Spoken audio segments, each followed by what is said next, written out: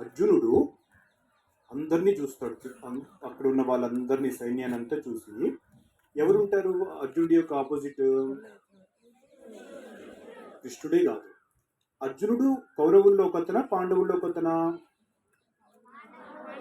పాండవుల్లో అర్జునుడు. పాండవులు ఎంతమంది? 5. కౌరవులు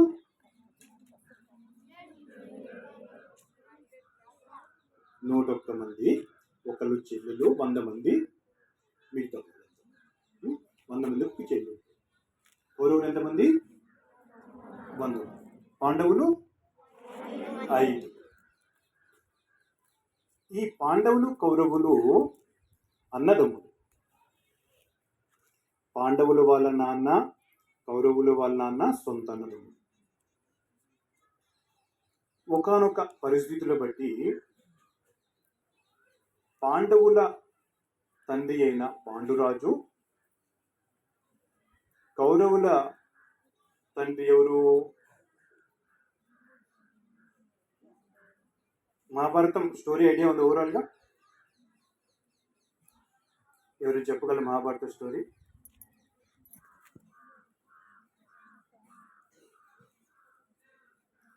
కౌరవులకి పాండవులకి మధ్య ఒక యుద్ధం అనేది జరుగుతుంది. రాజ్యం కోసం ఆ యుద్ధం అనేది జరుగుతుంది. ఓకే, ఆ యుద్ధం మొదలయ్యే ముందు అర్జునుడికి ఎదురు వాళ్ళంతా అన్నదమ్ములే ఉంటారు, వాళ్ళ చుట్టాలే ఉంటారు ఆపోజిట్లో. ఇప్పుడు అర్జునుడు ఎవరితో యుద్ధం చేయాల్సి వస్తుంది? వాళ్ళ అన్నదమ్ములతో, వాళ్ళ ఫ్రెండ్స్తో, వాళ్ళ చుట్టాలతో యుద్ధం చేయాల్సిన పరిస్థితి వస్తుంది. ఆ పరిస్థితి వచ్చినప్పుడు అర్జునుడు వణికిపోతాడు. వణికిపోయి తన చేతిలో ఉన్న గాంధీవాన్ని పడేసి నేను ఇంకా యుద్ధం చేయనయ్యా అని చెప్పి శ్రీకృష్ణుడితో చెప్తాడు.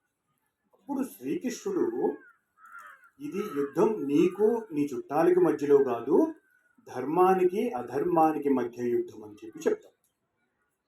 ఓకే, ధర్మం అంటే ఏంటి? దట్ విచ్ ఈస్ రైచియస్నెస్, ఏదైతే కరెక్టో అది ధర్మం. ఏవైతే చేయకూడని పనులు కనుక చేస్తే అదంతా అధర్మం.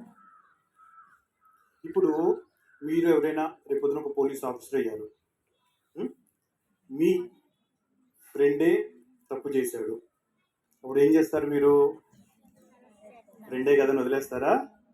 ఏం చేస్తారు? శిక్షించాలా లేదా? లేదు, నా ఫ్రెండే కదా వదిలేశారు అనుకో, అప్పుడు ఏమవుతుంది? ధర్మం కిందకు వస్తుందా అధర్మం కిందకు వస్తుందా? అధర్మం కిందకు వస్తుంది. అదే ఫ్రెండే కదా శిక్షిస్తే ధర్మం కిందకు వస్తుంది.